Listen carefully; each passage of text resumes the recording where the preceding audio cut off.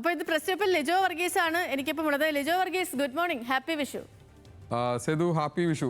സേതു പറഞ്ഞതുപോലെ തന്നെ പത്രങ്ങളും അതുപോലെ തന്നെ എന്താ പറയുക, കൊന്നപ്പൂവും ഒക്കെ ചേർത്ത് വെച്ചാണ് ഇന്ന് ഓരോ ഹെഡ്ലൈനുകളും അതോടൊപ്പം തന്നെ പത്രത്തിൻ്റെ പേരുകളൊക്കെ ഡിസൈൻ ചെയ്തിരിക്കുന്നത്. മാതൃഭൂമി പത്രത്തിലൊക്കെ പൂർണ്ണമായും മഞ്ഞ വർണ്ണത്തിലാണ് അത് ഡിസൈൻ ചെയ്തിരിക്കുന്നത്, നമുക്ക് കാണാൻ പറ്റും. അങ്ങനെ പത്രങ്ങളിലെല്ലാം നിരവധി വാർത്തകളുണ്ട്, നമുക്ക് വളരെ വേഗത്തിൽ നോക്കിപ്പോവാം.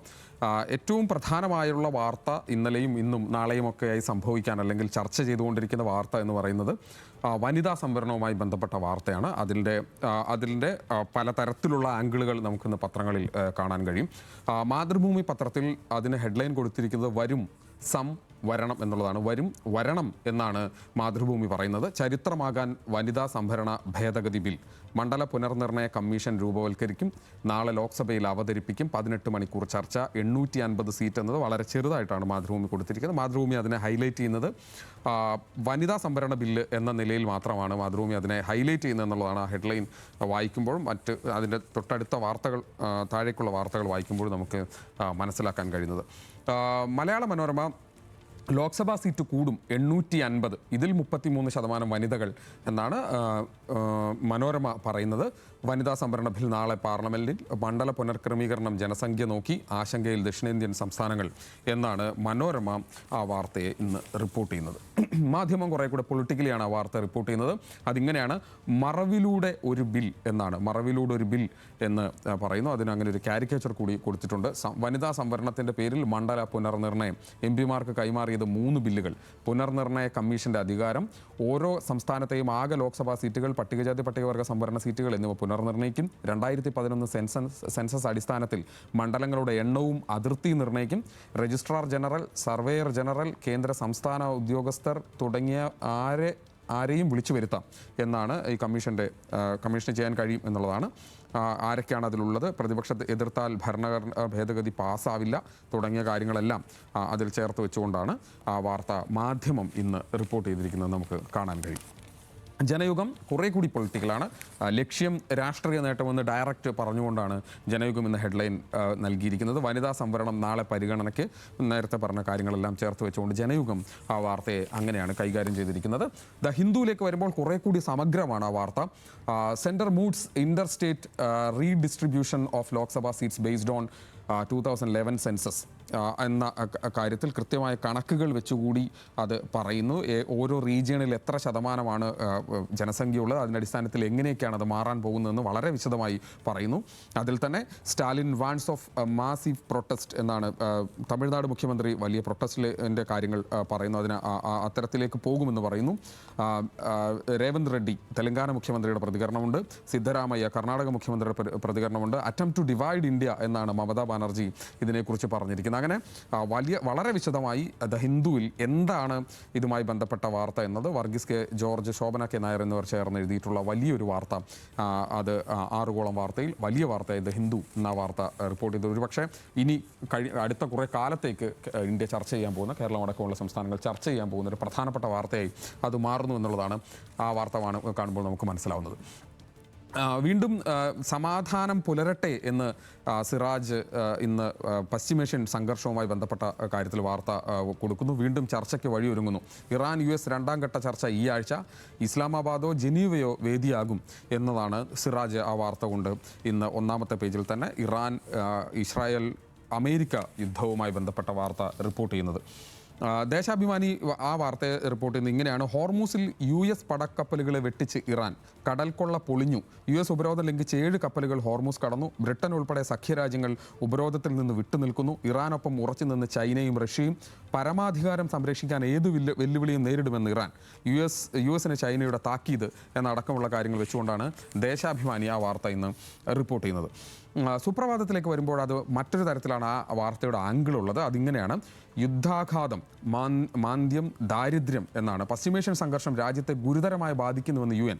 ഇന്ത്യയിൽ 25 ലക്ഷം പേരെ കൂടി ദാരിദ്ര്യത്തിലേക്ക് തള്ളിവിടും. ഇന്ധന ചരക്കുകൂലി വർദ്ധിക്കും. വിലക്കയറ്റത്തിന് സാധ്യത. പ്രവാസി വരുമാനത്തെയും അസംഘടിത തൊഴിലാളി തൊഴിലാളി മേഖലയെയും ബാധിക്കും. മെഡിക്കൽ ഉപകരണങ്ങൾക്കും മരുന്നുകൾക്കും വില കുതിച്ചുയരും. അങ്ങനെ തൊഴിൽ നഷ്ടം വ്യാപകമാകും എന്നത് ഉൾപ്പെടെ എന്താണ് യഥാർത്ഥത്തിൽ ഈ യുദ്ധം കൊണ്ട് നമുക്ക് സംഭവിക്കാൻ പോകുന്നത്, നമ്മളെ എങ്ങനെയാണ് അത് ബാധിക്കുന്നത് എന്നുള്ളതാണ് സുപ്രഭാതം ഇന്ന് വലിയ ഹെഡ്ലൈനിൽ വളരെ പ്രാധാന്യത്തോടെ ആ വാർത്ത ഇന്ന് റിപ്പോർട്ട് ചെയ്തിട്ടുണ്ട് എന്ന് നമുക്ക് കാണാൻ കഴിയും. ഈ വാഗ്വാദങ്ങളും ഗ്വാഗ്വാ വിളികൾക്കും അപ്പുറത്തേക്ക് യുദ്ധം നമ്മളെ എങ്ങനെ ബാധിക്കുന്നു എന്നുള്ളതാണ് വളരെ കൃത്യമായി പറയുന്നത്. അതിൻ്റെ കുറെ കൂടി സൂക്ഷ്മമായി അല്ലെങ്കിൽ അത് കുറെ കൂടി അടുത്ത് എങ്ങനെ വന്നു എന്നതാണ് കേരള കൗമുദി ഇന്ന് റിപ്പോർട്ട് ചെയ്യുന്നത്. ഗ്യാസ് ഇല്ല, വിഷു സദ്യയും, കാറ്ററിംഗ് സ്ഥാപനങ്ങൾക്ക് തിരിച്ചടി, പായസ കച്ചവടക്കാരും പെട്ടു, ഗ്യാസ് കിട്ടാക്കനി, വിഷുസദ്യ 1800, 5 പേർക്ക് 1800 രൂപ, കഴിഞ്ഞ തവണത്തെ 1500 നിന്ന് 1800 രൂപയിലേക്ക് കൂടിയിരിക്കുന്നു. അങ്ങനെ പായസം ഗ്ലാസ്സിന് 50 മുതൽ 60 രൂപ വരെയാണ് വില. അര ലിറ്ററിന് 180 രൂപ മുതലാണ് വില. അതായത് ഗ്യാസ് ഇല്ലാത്തത് എങ്ങനെയാണ് ഈ വിഷു നമ്മുടെ ആഘോഷത്തെ ബാധിച്ചതെന്ന് കൂടി കുറെ കൂടി ഡീറ്റെയിൽ ആയി കേരള കൗമുദിയും ഇന്ന് റിപ്പോർട്ട് ചെയ്യുന്നത് നമുക്ക് കാണാൻ കഴിയും. മറ്റു ചില വാർത്തകൾ കൂടി പറഞ്ഞ് പോവുകയാണെങ്കിൽ മംഗളത്തിൽ ഇന്നൊരു പ്രധാനപ്പെട്ട വാർത്തയായി നിതീഷ് യുഗാന്ത്യം. ബീഹാറിൽ നിതീഷ് കുമാർ രാജിവെച്ചിരിക്കുന്നു. സാമ്രാജ് ചൗധരി ബീഹാർ മുഖ്യമന്ത്രി. ആദ്യമായി BJPക്ക് ഒരു മുഖ്യമന്ത്രി ഉണ്ടായിരിക്കുന്നു. അത് സാമ്രാജ് ചൗധരിയാണ്. സംസ്ഥാനത്തെ ആദ്യ BJP മുഖ്യമന്ത്രി. ഇന്ന് ഉപമുഖ്യമന്ത്രി ആരാണെന്ന് തീരുമാനിക്കും എന്നടക്കമുള്ള കാര്യങ്ങൾ ചേർത്ത് വെച്ചുകൊണ്ടാണ് മംഗളത്തിൽ ആ വാർത്ത ഇന്ന് റിപ്പോർട്ട് ചെയ്തിരിക്കുന്നത്. മാതൃഭൂമിയിലൊരു വാർത്തയുണ്ടെന്ന് വിഷുക്കണി അല്ലെങ്കിൽ വിഷു കൈനീട്ടം എന്ന നിലയിൽ ബെസ്റ്റ് ചേട്ട എന്നാണ് സഞ്ജുവിന് ICCയുടെ മാർച്ചിലെ മികച്ച താരം എന്നുള്ളതാണ്. ഒരു കേരളീയനായ മലയാളിയായ സഞ്ജുവിനെ സംബന്ധിച്ച് അദ്ദേഹത്തിൻ്റെ ഇന്നൊരു വിഷു കൈനീട്ടം അദ്ദേഹത്തിന് കിട്ടിയിരിക്കുന്നു എന്നുള്ളതാണ് മാതൃഭൂമി ബെസ്റ്റ് ചേട്ട എന്നുള്ള ഹെഡ്ലൈനിൽ പറഞ്ഞത്. 1-2 എഡിറ്റോറിയൽ കൂടി വായിച്ച് അവസാനിപ്പിക്കാം. അതിൽ പുലരി പിറക്കട്ടെ എന്നാണ് ഇന്ന് മാതൃഭൂമി എഡിറ്റോറിയൽ എഴുതിയിരിക്കുന്നത്. പൊന്നു വെക്കേണ്ടിടത്തൊരു പൂവ് മാത്രം വെച്ച് കണ്ണു തുറന്ന് കണി കണ്ട് ധന്യരായോർ നമ്മളെന്ന് ONVയുടെ ഒരു കവിത അതിലുണ്ട്. പുലരി പിറക്കട്ടെ, ലോകത്തിന് സഘർഷങ്ങളൊഴിഞ്ഞ സമാധാനത്തിൻ്റെയും ഐശ്വര്യത്തിൻ്റെയും ഒരു പുതുപുലരി പിറക്കട്ടെ. നഗരവൽക്കരണത്തിൻ്റെ തിരക്കുകൾക്കിടയിലും നമ്മുടെ വേരുകളെ മറക്കാതിരിക്കാം എന്നാണ് പറയുന്നത്. കേരളം എക്കാലവും ലോകത്തിന് മുൻപിൽ തല ഉയർത്തി നിന്നിട്ടുള്ളത് നമ്മുടെ ഐക്യവും മതസൗഹാർദ്ദവും കൊണ്ടാണ്. ജാതി മത ചിന്തകൾക്ക് അതീതമായി എല്ലാ ആഘോഷങ്ങളിലും നാം പങ്കുചേരുകയും സമ്മാനങ്ങളും വിഭവങ്ങളും പരസ്പരം കൈമാറുകയും ചെയ്യുന്നു. ഏത് വലിയ പ്രതിസന്ധിയിലും പരസ്പരം കൈകോർക്കുന്ന മലയാളിയുടെ സവിശേഷ പാരമ്പര്യം തന്നെയാണ് നമ്മുടെ കരുത്ത് എന്ന് മാതൃഭൂമി അതിൽ പറയുന്നു. മാധ്യമത്തിലെ എഡിറ്റോറിയൽ ഇങ്ങനെയാണ്: ബംഗാളിൽ നിന്നൊരു പാഠം എന്നാണ്. അതായത് SIR നടപടിയുമായി ബന്ധപ്പെട്ട വാർത്തകളെ ചേർത്ത് വെച്ചുകൊണ്ടാണ് അത്തരത്തിലൊരു എഡിറ്റോറിയൽ ഇന്ന് മാധ്യമം എഴുതിയിരിക്കുന്നത്. സമഗ്ര വോട്ടേഴ്സ് ലിസ്റ്റ് ശുദ്ധീകരണം കൊണ്ട് മതിയാകാതെ വേറെയും അധാർമിക ചെയ്തികളിലൂടെ ന്യൂനപക്ഷ വോട്ടുകൾ ഭിന്നിപ്പിച്ച് TMCയുടെ ജയസാധ്യത കുറയ്ക്കാനുള്ള തന്ത്രങ്ങളും BJP ആവിഷ്കരിക്കുന്നുണ്ടെന്നാണ് ഒടുവിലത്തെ വിശേഷം എന്നുള്ളതാണ്. കഴിഞ്ഞ ദിവസം സുപ്രീം കോടതി 15% വോട്ടർമാരെ കുറച്ചതിൽ വലിയ ആശങ്ക പ്രകടിപ്പിച്ചിരുന്നു. 2% വിജയം എങ്ങനെ ഉണ്ടാകുമെന്നുള്ളതാണ് കഴിഞ്ഞ ദിവസം സുപ്രീം കോടതി ചോദിച്ചത്. അതിൻ്റെ അടിസ്ഥാനത്തിൽ കൂടിയാണ് വലിയ തരത്തിലുള്ള വോട്ടേഴ്സ് ലിസ്റ്റിൻ്റെ ശുദ്ധീകരണത്തിനപ്പുറത്തേക്ക് അവിടെ നീക്കങ്ങൾ നടക്കുന്നു എന്ന് മാധ്യമം ഇന്ന് എഡിറ്റോറിയൽ എഴുതുന്നു. ഒരു എഡിറ്റോറിയൽ കൂടി വായിക്കാം. അത് ദീപിക പത്രത്തിൻ്റെയാണ്. ദീപികയ്ക്ക് ഇന്ന് 140 വർഷം പിന്നിടുകയാണ് ദീപിക പത്രം.